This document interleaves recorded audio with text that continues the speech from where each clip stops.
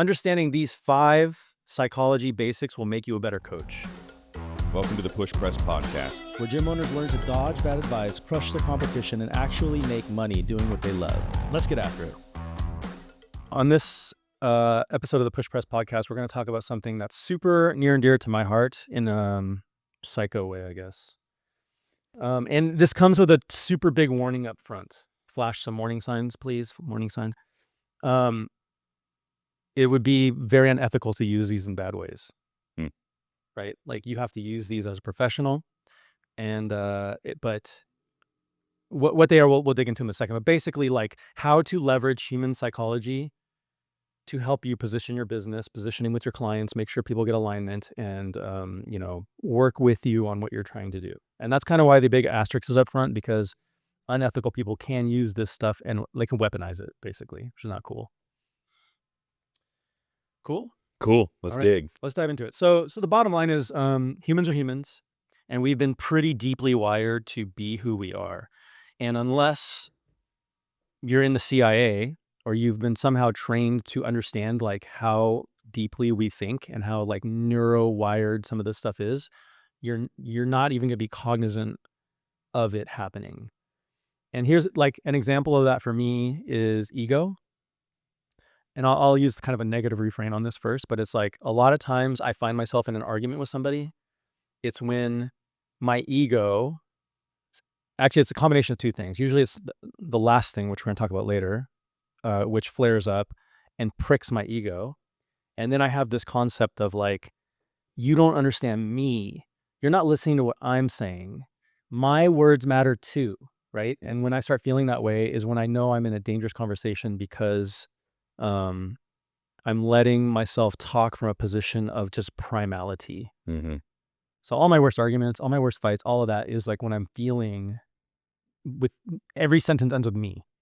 Yeah. You know what I'm saying? Yeah. It's just like it mentally becomes all about you instead of an outcome that was mutually beneficial or whatever it is. Is that kind of what you're saying? Yeah. Yep. And because of that, you're super defensive. You usually shut off a lot of the listening, because once you start to feel like they don't understand you or they're not listening to you, you go into overdrive trying to explain yourself and what you're thinking. And no, you're not listening to what I'm saying. Like, I'm trying to say this, but you keep hearing something else. And the reality is the other person's probably in the same ego's downward spiral as well. Yeah. It's just like butting heads and no one's making progress. Yeah. Yeah. So in reality, if we're talking about like how to leverage this in your business in ethical ways, there's another side to ego, which is not a bad thing, which is just like people are the center of their own world, right? And so, this is like not radical stuff, but saying hi to them by name, asking them how their day was, and not just making it a surface question like, hey, how was your day? And then turn around and talk to someone else. It's just like, tell me more. Let's dig into that. Like, you're paying attention to them as human beings makes them feel like they're the center of your world, and that's what they want to feel like, right? Yeah. And I do think like it's not a bad thing to do. Like, honestly, the most delightful businesses that I patron around my house, I've noticed they have a standard operating practice of calling me and everybody by name. Everybody. So I would sit there, wait for my coffee or whatever, and I just notice every single damn person that walks in the door. It's like, hey, John, normal. You want the normal today? Hey, Mary, are you picking up for John too, or are you just getting yourself today? Like, they take the time to learn the person enough to make them feel like this is your experience you're walking into. You know what? It's funny. I golfed with Jason Occoin from HSN yesterday, and we're walking around the clubhouse. He knew the bartender's name already. He knew the guy who checked us in at the pro shop's name. Wait. He didn't. He learned their name. Live here. He didn't live here. He got here like 15 minutes before we did. Got to the club like 15 minutes before we did. He had already set up a tab and knew her name. Knew the guy who pulled our carts. And you knew that because he referred to her by name. Yes. And it was the first time I'm like, oh, he got the bad guy's name, right? And I'm like, and then it's like we got to the bar and he's like, hey, so and so, like, put them on my tab. I'm like, he knew her name. And then it was like all of them. The starter, he knew their name. And I was like, this, I didn't even tell him this. I might go tell him, like, it was really freaking impressive. Yeah. And what's interesting to me, and so this is like, again, the human psychology of this is like, he wasn't even saying your name, but you noticed Yes. that he was making other people center, Mm-hmm. right? So ego's an easy one, especially in gyms, because it's like we know everyone in class. We keep our communities small enough where you should know everyone's name. We write names on whiteboards. We have names in apps, like their names on screens. Like there's names everywhere. So that and honestly, that's why we built it into PushPress, so coaches would have an easier way of because one thing I hated when I was coaching was like, damn it, I asked that person's name twice, and it's just slipped my mind right now, and now I'm calling them Charlie when their name is whatever. Yep. That's actually the worst thing you can do, right? Is call someone the wrong name. Ego, oh God. It's such a doozy. It can get you in trouble in so many ways. It does get us in trouble in so many ways. And it just like, no matter, like, it feels like it's always like it's always a trap. Like I'm always about to fall into it. And God, I feel like, I don't even know where I'm going with this. It's just, it creeps up in every aspect of your life as something that can thwart your mental, like where you're at, the high that you're on, the good that you're doing. And all of a sudden it's like, well, why couldn't you just drive faster so that I could get to where I'm going? Yeah. You know, I mean, it's ego's the center of road rage. everywhere. Yeah. And I don't know, especially like when I have a argument with my wife, there will be moments where I'm like, I'm sorry, dude, I'm just being egotistical. Mm. You know, like, let's just walk that back. My ego has gotten me right now. Mm-hmm. So yeah. And on the flip side of it, like, I try not to let shit like road rage. And like, sometimes people are like, I used to be like, oh, he's tailgating me, I'm going to follow him now, all that shit. And I'm just like, well, maybe they're just having a bad day. Yep. Like, I'm not gonna let that bother me no more. So Yep. Ego's number one. So that's a super easy one, because names are just the easiest way to placate someone's ego. Call them by name, take a genuine interest in them. We do that in gyms anyways. Piece of cake. Number two, reciprocity. So this one's, again, an easy concept to understand, but it isn't used enough, I feel. And the concept of reciprocity is, as human beings, we are wired to give back to those who give to us, right? And in your business, your job should be to give to somebody first, early, often, always, right? Without the expectation of anything in return. Without the expectation of anything in return. But if you understand the law of reciprocity, if somebody achieves something on a given night, or for whatever reason, you've unlocked the understanding to know that they have gotten something big, right? Maybe they had an engagement in your gym. Maybe they just got their first muscle up, or they just leveled up to a belt that they've been shooting for a while. That is your window of opportunity to ask for something that you need, if you need it. Now, you don't want to be asking for it every single time, right? But that's why you have to have the windows, and you're paying attention to the windows of like, when is the time to ask, right? So in the lens of like reviews, since I've dived so much into reviews, and I think reviews are good. So like, this is an interesting chain of events. Like, a lot of people leave reviews, and in the reviews, you can see the reciprocity in it.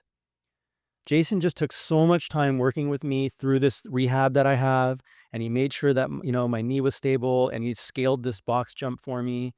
And I just want to say, like, Jason's the best coach ever, right? And you could double down on that reciprocity moment to say like, hey, thank you so much for review, it means so much to me. Is there anyone else we can help? Like, you can actually double dip on that moment and ask for referral right then. Right. Because reading that note, you know how deep that moment was for them. Yeah, you're right. And you mentioned I was going to try to pull one up real quick and I couldn't find it. But like, now that you say that, almost every review that I read, like, there's so many reviews that talk about what that person did for them. It's like the majority of them. This is what Jim Happy was founded on, because I knew reciprocity played a role, and businesses are not giving to people. The people in the businesses are giving to people. Even at like my coffee shop, even at Starbucks, which is the most corporate thing ever, right? Like, I don't care about Starbucks, but you know what? This one barista, BB, who always says, like, greets me, like, she makes me feel like I'm her friend. And then I watch her and she does it to everyone. I'm like, she deserves a monster tip from everybody. Like, she's so nice. But I don't feel that way at Starbucks. Right. So it's like, even in the company, it's the people that make the people feel good. That's why we don't tip a steakhouse. We tip the waiter. Tip the waiter. Yep. It's the person giving to you. Oh, great point. Great point. Cool. Number 3, peak end rule. Another good one. So this is basically the concept that human beings are wired to remember 2 things in any experience: the most intense part of it and the end. So I can replay my mind back to any kind of thing that I've done. I'll just pick one at random. I did a 50-mile trail run, which was We did a backpacking trip. It was speed packing. So we ran 25 miles in, camped at a lake, ran 25 miles back. Okay. It was a journey. The first day was great. Scenic views. I was fresh. The most intense part for me though was the last, no, not the last. It was probably the halfway through the second day. It was actually all downhill because we ran uphill the first day. So it was theoretically easier. But I was tired as fuck. I was sore. I felt malnourished. I was grouchy. I didn't sleep enough. And I almost got bit by a snake. And so to me, it's like the whole trip was kind of a blur, but me being super bitchy and almost getting bit by a snake because like I come around a corner and there was like a rattler around the corner. Oh God. Yeah, like was the most intense moment of that trip, even though most of it was amazing. So- You know, So it's the most intense point, either good or bad. or good or bad. Okay. Yeah, it could be the most intense good too. So I mean, you can replay this, just think of an event you've done, and it's like, what do you remember? Yep. And the last part's the end. Like I fucking remember that last mile.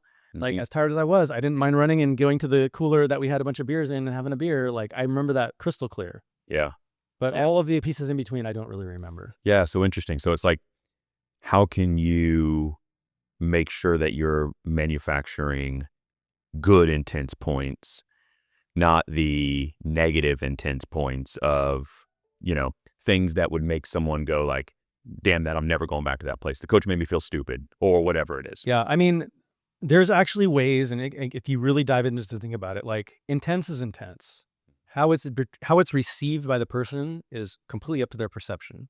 Like I might be remembering that as like, oh damn, remember when I almost got bit by a snake and I like jumped out of the way and I felt like I didn't have any lactic muscle left in me and somehow I jumped out of the way and then like, like that could have been a really good moment or it could have been a really shitty moment. It doesn't matter because like if someone's having a really bad time, they might remember the fact that you picked them up and just said like, hey dude, it'll be okay. Like, let's just take a seat and think about this for a minute. Mhm. Like I've had moments like that where I'm having meltdowns and someone just showed me compassion and I'm like, dude, okay. Like Yeah. So it's also, how do the people around you almost, it's the almost perception like, of the person. Yeah. yeah, it's But they'll perception. remember it. If- They'll remember it. Mm. Right. That's the key. And so like they could be having the worst day of their life at the most intense part of that worst day of their life. And if you just came up and just gave them a hug or something, it's like they're going to remember the hug. Mhm.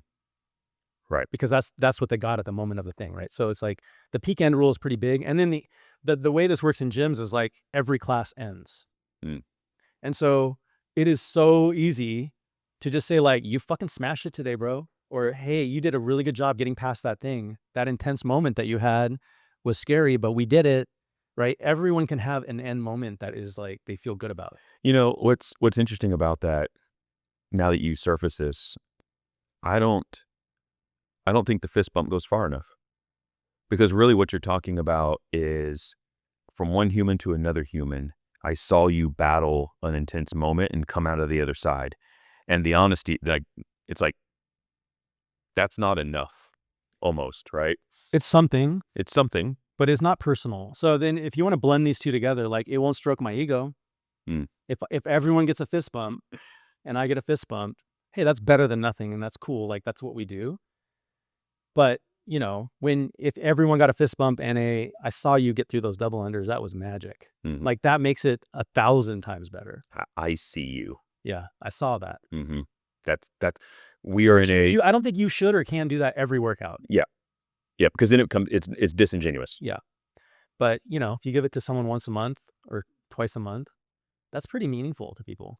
Especially, Oh, and real quick. And one thing you'll do is if you start doing this to people, you'll train people to do it to each other. Mm. So they'll start getting from each other, which is even like the currency becomes magnified when it's like, well, I got it from the coach today and I got it from, some random person yesterday and I got it from that one person I always work with the other day. And it's like, it's going to cycle. it's the whole, like, you can't pour from an empty cup. Yeah. And if you're the coach and you're always the one doing the pouring and no one's pouring back into your cup or they're not helping you out, then like it just gets empty. To some degree, like, let's talk about that. Like Jim Happy surfacing reviews for coaches. Like this is the reciprocity. Mm. Like all these link together. How many times has like, or you come through to one of the coaches at KSAC and you watch them go like, fuck, man, that's awesome. You know what I mean? Like they need it back too. Yep. Yeah. Yep. It strokes their ego. It fills their cup. It gives them their own moment. Right. So. Oh, that's key. Yeah. That's key. Okay. Fourth one, social proof. This one's very obvious, but again, I think a lot of these things are they're not groundbreaking. They're not revolutionary. but just understanding how to leverage them creates opportunity, right? And we actually just did a whole podcast that talked pretty deeply into this on the sales one, but you have to manufacture the social proof within, and you're not manufacturing it to happen because it is happening, but you need to dig it out, talk to people, get some, like do an interview, get some stories written down on paper, publish them up pretty nicely, and put them around the gym so other people can see like, well, this is working for all these other people. Like it should work for me too. Because sometimes that's all people have to know to actually get the results they want. Yep. People have to, if they don't know who you are, they have to see proof, which is what social proof is, that you do what you say you do and you do it well. So that's to someone who doesn't know you. But also, even if they've been a client or a customer, and I think it's what you're pointing out in some ways, which is like, even if I know you, I think I've got good results. Maybe I've been here a year and I'm thinking about leaving because my results have stopped. But if I can see that you've been training Dan for 5 years and his journey continues, and it's not always a straight line, but it's expected to do this. It's like, okay, like I'm in for the long haul. Yep. He doesn't just train people for a year. He trains them for 5. And you know, you bring up a really good point because the social proof isn't always positive. Yeah. This could be like, oh yeah, man, I had a really rough year 2 and 3. Like all my gains stopped. I just went back to eating trash again because I got so complacent about like how fit I was looking. And, you know, I came less, I put on 30 pounds and I had to get back on the hamster wheel again. And that story right there probably will resonate with every single member who comes through your gym at some point. Yep. Right. So it doesn't have to be always like a positive. It's not like infinite rainbows and butterflies positivity. It's more like, I see you, I'm on the journey with you, and I'm here to help you through your struggles that you will inevitably have. It's interesting because that actually has kind of tweaked how I think about stories. Like the stories should never end. Like you should recircle back to your members and be like, we did a story at 1 year. What's it like at 18 months? What's new? It's gotten better? Has it gotten worse? Like, tell me the story, because even if it's gotten worse, let's talk about it. That's interesting, yeah, because when really what it is like just the spotting the story concept is not just the story of any character is not just their triumph, but it's also their fall. Especially their fall. It's especially their fall. And honestly, if you know how to spot this as a coach, you're like, hey, dude, you are actually in the perfect spot. You're in the story arc where like Luke Skywalker's stuck in the swamp. Mm-hmm. And like, would it have been all cool if he just went straight to finishing the story? Like, no, like we've got to go through some stuff. You're going through some stuff. I'm here for you. Let's do it. You're baseball Michael Jordan. Yeah. Let's go. Oh, he never got good though. No, but he went back to basketball. No, that's true. Okay. Last one's a very complicated concept, which hopefully I can do justice explaining. I know how it feels better than I know how to explain it. This is the one I talked about with the ego, because usually what spins my ego out of control is the situation of cognitive dissonance. Okay. Now, for those of you who don't know what cognitive dissonance is, it's basically when something arises that conflicts with how you see the world, and especially how you see yourself, right? So if I presented a situation that said like, hey, Nick, I really appreciate your work here at PushPress, but if you worked a little bit harder, we can probably do more things. To which you're going to be like, what the fuck are you talking about? Like, I work my ass off, right? So anytime, and this is when the arguments pop off, usually the worst, because that's when you're like, you're not listening to me. I am not that person you're saying I am. I am, that's when the ego kicks in, because you're like, that's not me. And that's when you argue the hardest, right? And so I actually learned of this notion from, I listened to a podcast, the CIA spy, and he told you how to like break anybody. And he said, this is the most powerful tool that the spies use. Because basically, and you have to do it really subtly, and I couldn't do it justice, but I remember the example he gave was like, if you're trying to get intel out of like a mark, you lean into them on cognitive dissonance. Like, the literal example he gave is like, you do like honeypot shit. Like you're dating this girl that you want to like get intel out of. And you're basically like, damn, like you got kids, like how's mothering going? Like on the date. So it's like, she thinks you're interested in her, and then you turn her on her like, you're a bad mom. And then now we'll get her talking like, oh no, the kids are like, if you like, for instance, like this is the example is like, if you want to know something about the grandparents of this girl that you're dating, you introduce that, and she'll be like, oh no, they're at like my mom's house. Like they're cool. And be like, Are you sure? Tell me about your mom. And then that's how you get them to open up, because they're not thinking about grandma anymore. Ooh. They're thinking about defending their self. Yep. Like, oh no, she went to college. She's got this really good job. She does this, and then they're just like, got it. Okay, she went here. She went there. I need to talk to this person at Amherst College. That's how you get all the intel. So when I heard that, I'm just like, oh, that's crazy powerful and pretty sick. But it is actually, what causes me to be most pissed off is like, if people tell me like, oh, you're a misogynist or something. Like, oh, fuck. Did I tell you about the time when like a bunch of kids called me a woman, misogynist? Oh, wait, was this It was after a concert. with Maddie? Yeah. Yes. Oh, God. So anyways, the story is my wife was wearing heels. We had like a bottle of wine there. Her heel broke. She kind of fell down and was like, it was like a steep hill, like in Hollywood. Heel broke, walking down the hill. She fell down. A group of like 20-year-olds thought I pushed her down, and all circled around me and started calling me a woman beater and a misogynist. And like, so immediately my ego kicked in and cognitive dissonance kicked in. And I'm like, what the fuck are you talking about? I'm not she fell down. I'm trying to help her. It was you. Yeah. Right. And they're like, yeah, spoken just like a woman beater. Of course she just fell down. Like, started doing shit like that to me, which spiraled me out of control. Cause I'm like, dude, you better shut up. Like, that's not, like that. And then I realized what was happening. And I'm like, look, I don't know what you guys saw. You can do whatever you want to do here. I didn't do that, but like I had to cool down real quick. But because I heard that cognitive dissonance podcast, I realized they had spun me out of control because they called me something that I vehemently didn't see myself as. Got it. Yep. So how do you use this in your gym? Yeah. How do you use this in your gym? The This big is alarm tough bell. part. Like, yeah, you shouldn't be using this in bad ways. But I think the opposite way of doing this is either if you know somebody's doing something that you can fix, right? So this is where you can spark dissonance. It's kind of like that dating thing. Like, hey man, I see you showing up in the gym every day. I see you putting in all the work, but for some reason the results aren't happening. Is everything happening like you say that they are? Because then you're going to make them confront the fact that they know they're going home and eating like a pint of ice cream a night. Yep. Right. So you can do that. And I like more like alignment, cognitive alignment. This is a little bit easier to do. And it's basically like, mission statements are a good one. Like, hey, we here at Torrance Training Lab, we believe every member of our community should represent the fittest version of themselves to be there for their kids.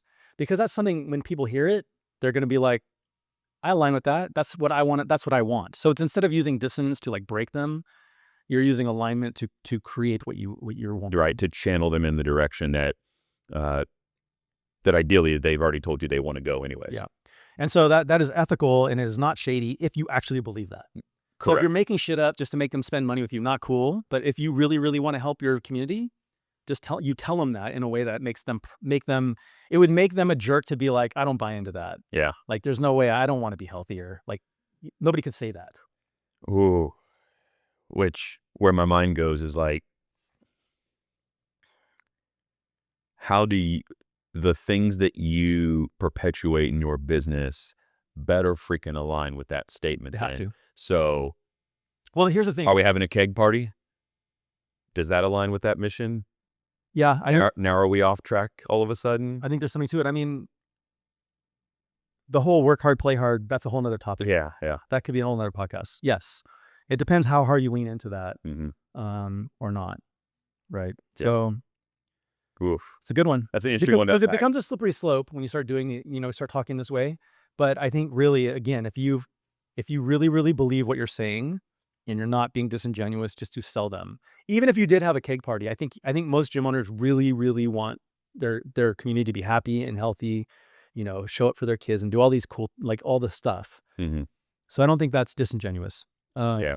Maybe a little lost. If I was, I don't know, if I was buying into one of these franchises and I was not an owner operator and I was like, hey, just tell them that you want them to be healthy. And you're hiring coaches who don't care because they're like, they have another thing going on. Or hey, if you want to sell more PT, just tell them this.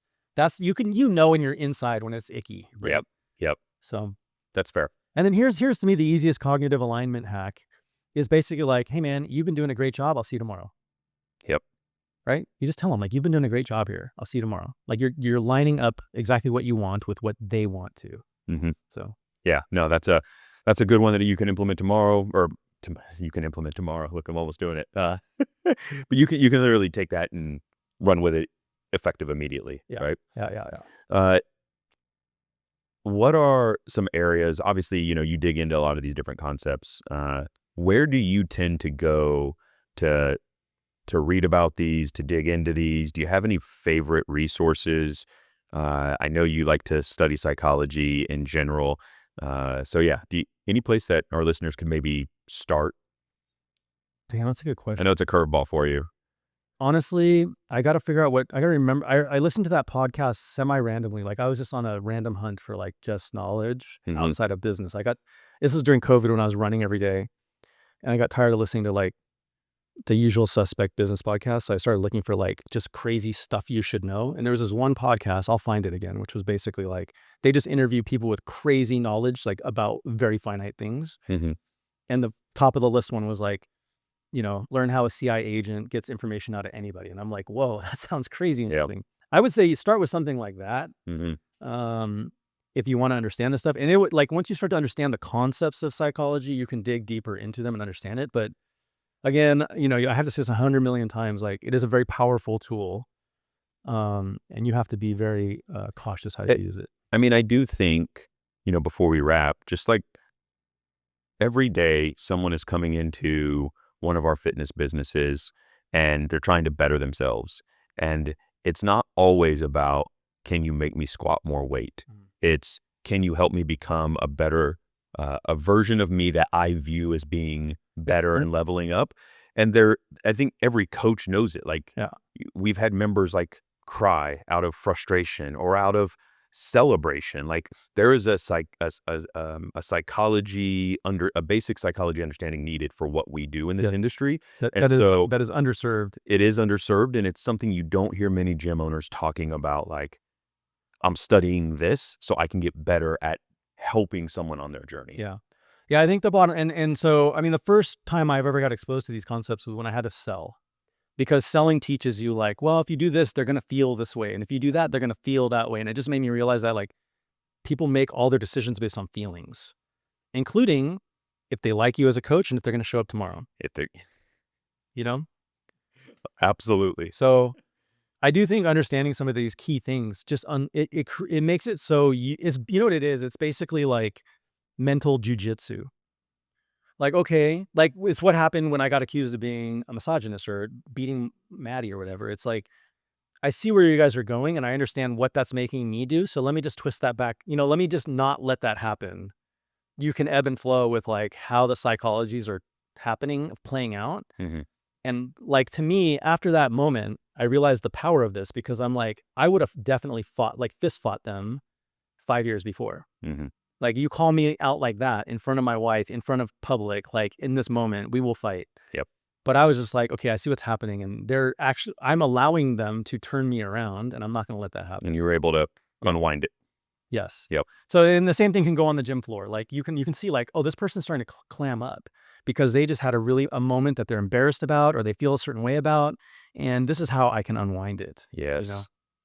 So that's kind of the point of these psychological discussions. So dig in there, right? Dig in, let's find some places and maybe we'll link some in the show notes too. We'll spend some time. Cool. Question for the audience. Ooh. I guess my question would be, which one of these is most puzzling to you? Is there a certain area of psychology that you find more fascinating? So, maybe both sides. Which area do you find more fascinating? Which area you're like, what in the hell are they talking about? I'd love to know. And then, email us podcast@pushpress.com. Thanks for listening to another episode of the PushPress Podcast, where we help gym owners, entrepreneurs, and fitness enthusiasts thrive with actionable insights, inspiring stories, and strategies for growth. Don't forget to follow the show to stay updated on new episodes. And if you're ready for more, join our free Facebook community for gym owners. Check the show notes for the link, and we'll see you next time. Keep raising the bar for your business and community.